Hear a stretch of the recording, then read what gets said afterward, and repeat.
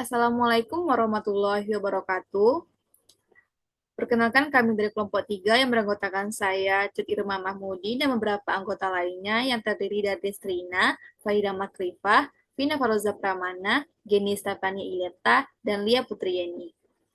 Pada kesempatan kali ini, kami akan mempresentasikan salah satu materi dari mata kuliah analisis laporan keuangan perusahaan, yaitu analisis valuasi. Pada kesempatan kali ini kami akan mempresentasikan analisis valuasi pada PT Koran Pokpen Indonesia Tbk pada tahun 2022 hingga 2024. Pendahuluannya, analisis valuasi PT Kawanan Pokpen Indonesia Tbk menilai nilai intrinsik perusahaan melalui rasio-rasio fundamental seperti PER, nilai book per saham, dividen yield, dan lain-lain untuk periode 2022 hingga 2024. Tujuannya adalah memberi gambaran komprehensif tentang kesehatan finansial, pertumbuhan, dan kemampuan menciptakan nilai bagi pemegang saham, serta membandingkannya dengan rata-rata industri guna menilai posisi kompetitif. Dengan pemahaman ini, investor dapat membuat keputusan investasi yang lebih terinformasi tentang prospek perusahaan ke depan. Untuk presentasi selanjutnya akan dipresentasikan oleh Lia. Kepada Lia dipersilakan.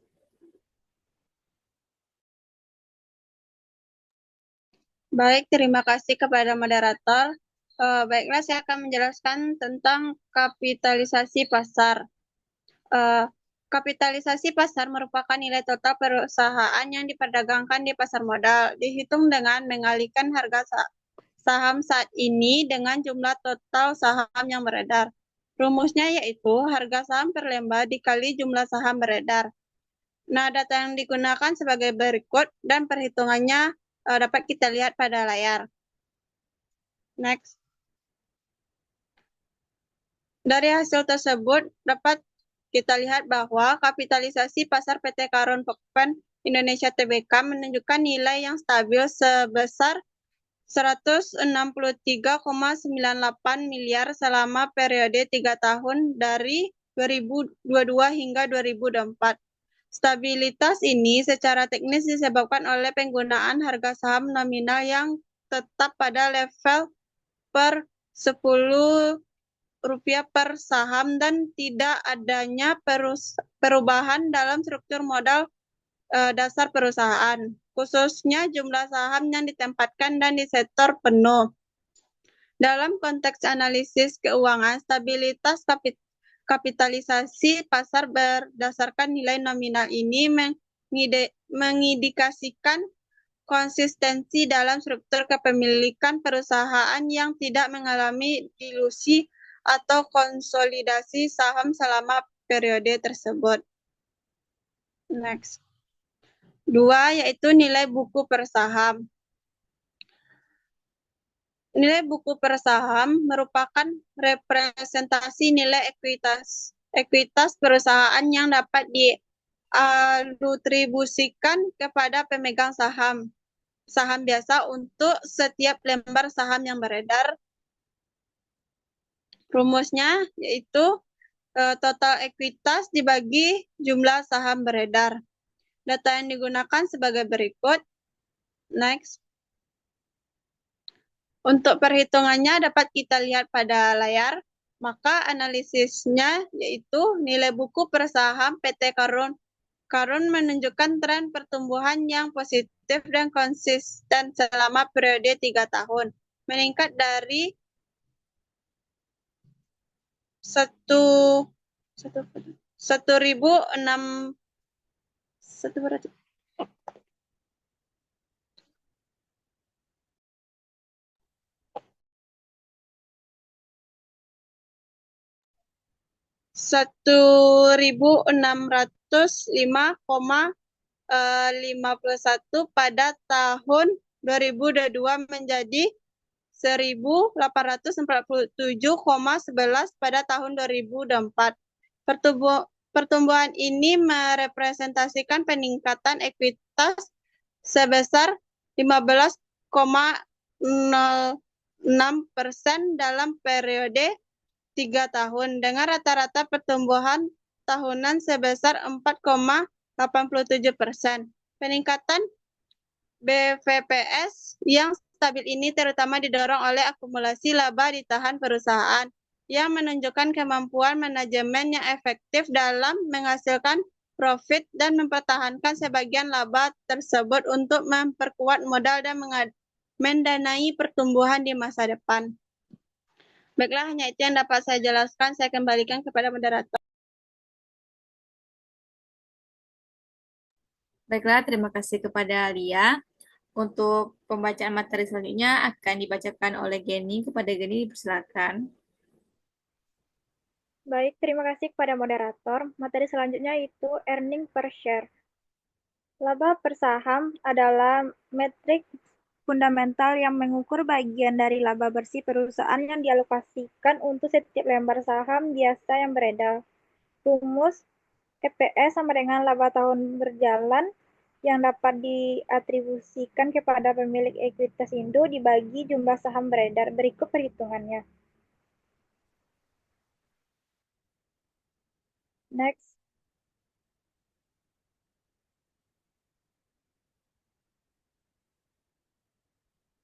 Analisis hasil IPS PT Karon menunjukkan pola kinerja yang volatif namun akhirnya positif selama periode 3 tahun. Pada tahun 2022, perusahaan mencatat EPS sebesar 178,58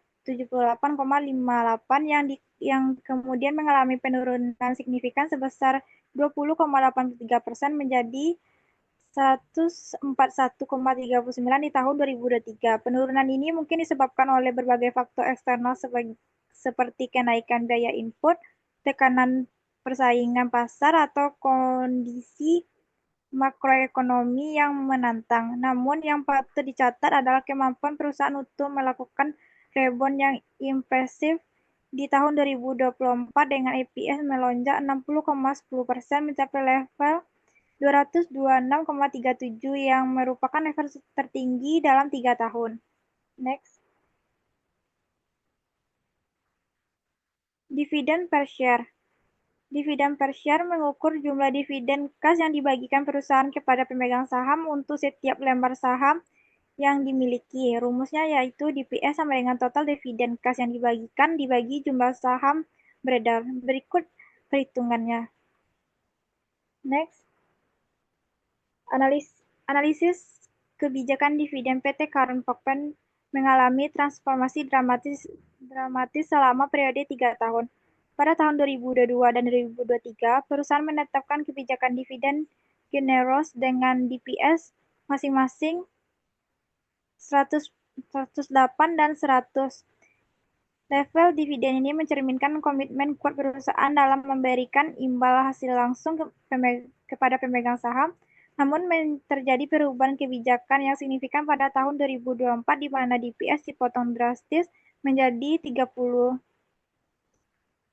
yang menunjukkan penurunan sebesar 70% dari tahun sebelumnya dan 72,22% dari level tahun 2022. Next. Dividend cover dan payout ratio. Dividend cover dan payout ratio adalah dua rasio yang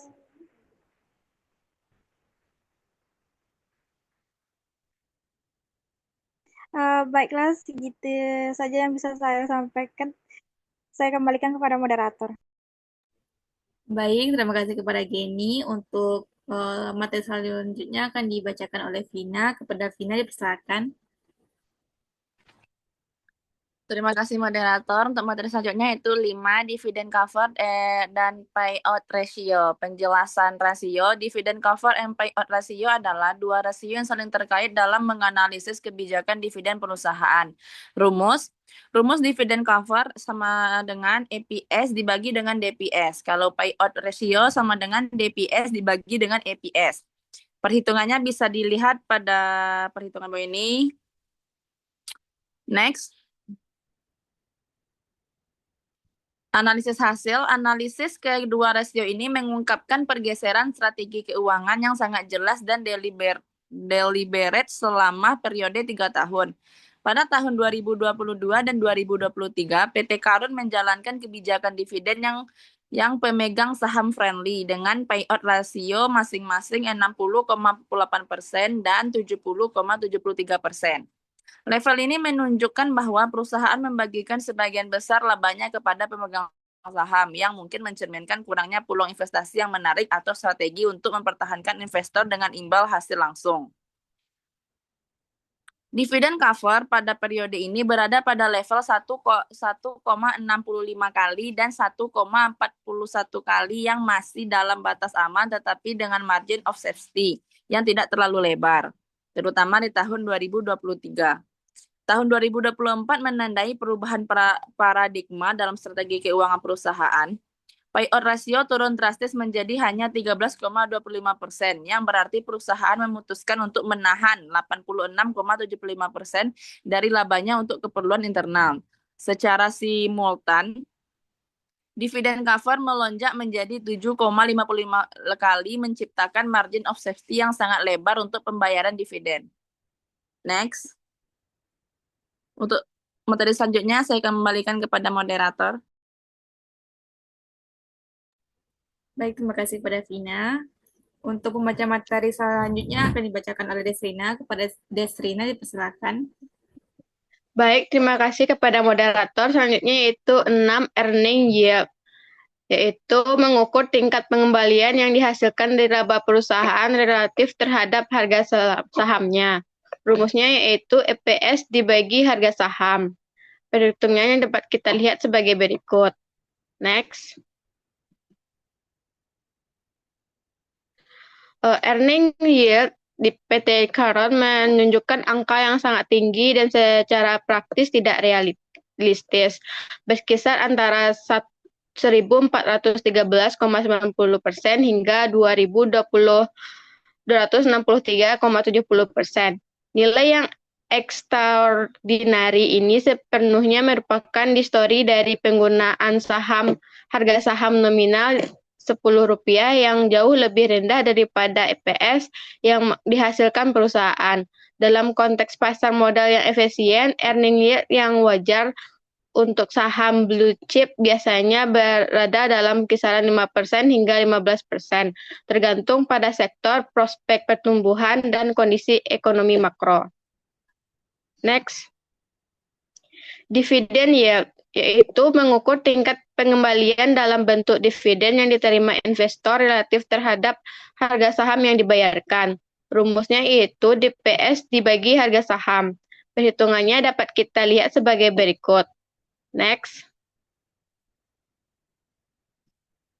Seperti halnya earning yield, dividen yield PT Karun juga menunjukkan nilai yang sangat tinggi dan tidak realistis, berkisaran antara 300% hingga 1080%. Distori ini kembali disebabkan oleh penggunaan harga saham nominal yaitu Rp10 yang tidak mencerminkan harga pasar sesungguhnya. Dalam praktik investasi yang tidak normal, dividen yield untuk perusahaan established biasanya berada dalam kisaran 2% hingga 6%, dan yield yang sangat tinggi di atas 10% seringkali mengindikasikan risiko yang signifikan atau pasar yang mengantisipasi pemotongan dividen di masa depan. Penurunan dividen yield dari 1.080% di tahun 2022 menjadi 300% di tahun 2024 secara konsisten mencerminkan penurunan DPS yang diterapkan perusahaan. Meskipun penurunan persentasenya tidak sedrastis penurunan DPS karena penyebut harga saham tidak konstan. Data ini semakin menguatkan pentingnya penggunaan harga pasar aktual dalam analisis yield. Tanpa data dividen yield, rata-rata industri sulit untuk menilai daya tarik relatif kebijakan dividen PT Karun dibandingkan dengan pesaing sektornya. Sekian dari saya kembalikan kepada moderator. Baik, terima kasih kepada Desrina. Untuk materi terakhir akan dibacakan oleh Fahira. Kepada Fahira dipersilakan. Terima kasih kepada moderator.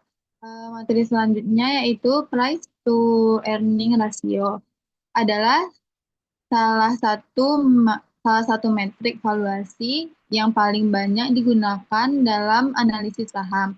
Rumusnya harga saham dibagi IPS. Berikut perhitungannya. Next.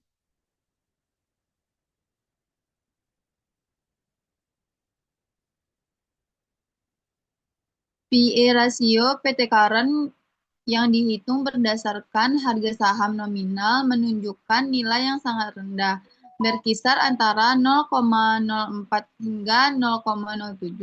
Dalam interpretasi konvensionalnya, IPE rasio di bawah 1 biasanya mengindikasikan bahwa saham tersebut sangat undervalued pada investor hanya perlu membayar kurang dari Rp1 untuk setiap Rp1 laba yang dihasilkan perusahaan. Namun, dalam kasus ini, rendahnya PE rasio sepenuhnya merupakan artefak dari penggunaan harga saham nominal yang tidak mencerminkan realitas pasar. Next. Market to book ratio. Membandingkan nilai pasar perusahaan dengan nilai bukunya. Rumusnya kapitalisasi pasar dibagi total ekuitas. Berikut perhitungannya. Next. Market to book ratio PT Karen berdasarkan harga saham nominal menunjukkan nilai yang sangat rendah, berkisar sekitar 0,006 dan bahkan mengalami penurunan sangat kecil selama periode 3 tahun. Rasio ini mengindikasikan bahwa berdasarkan harga nominal, nilai pasar perusahaan hanya sekitar 0,6% dari nilai bukunya. Dalam teori keuangan, rasio yang sangat rendah seperti ini biasanya akan mengundang minat investor value yang mencari saham yang diperdagangkan dengan diskon besar terhadap nilai asetnya. Next. Sekian materi dari saya kembalikan kepada moderator.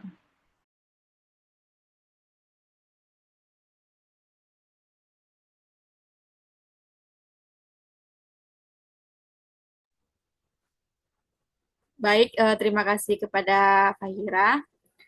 Kesimpulan dari analisis kami yaitu, berdasarkan analisis laporan keuangan PT Karen Pokpen Indonesia, dapat disimpulkan bahwa perusahaan memiliki fundamental keuangan yang kuat dengan pertumbuhan ekuitas 15,1% dan kinerja profitabilitas yang solid, tercermin dari peningkatan IPS menjadi Rp226,37 pada tahun 2024.